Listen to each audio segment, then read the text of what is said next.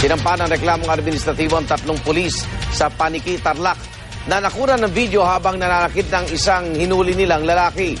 Pero depensa ng mga narilib na pulis, una raw silang sinaktan ng suspect na nanakit din daw ng iba pang tao. Darito ang report ni Chino Gaston.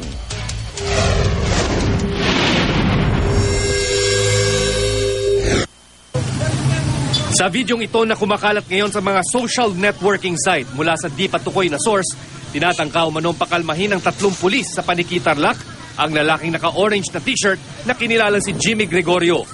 Nanggugulo raw kasi ang lasing na si Gregorio at may sinuntok pa umanong tao.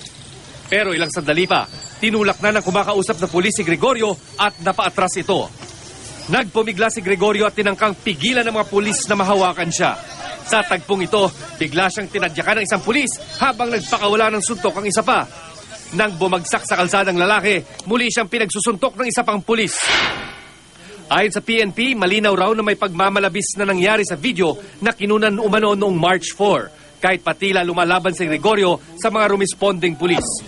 Tinanggal na sa pwesto at sinampahan ng kasong administratibo ang 3 pulis sa video na kinilalang sina PO3 Fernando Acosta, PO3 Richel Antonio at PO2 Gerardo Bermudez.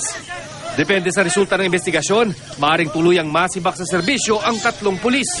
Batay sa patakaran ng PNP, pwedeng gumamit ng karampatang puwersa ang isang pulis para maprotektahan ang sarili o ibang mamamayan.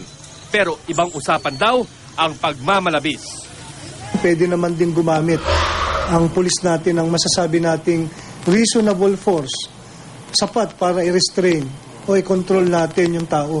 Pero yun nga, wala namang kadahilanan para gumamit ka ng excessive na puwersa laban sa iyong tao na hinuhuli.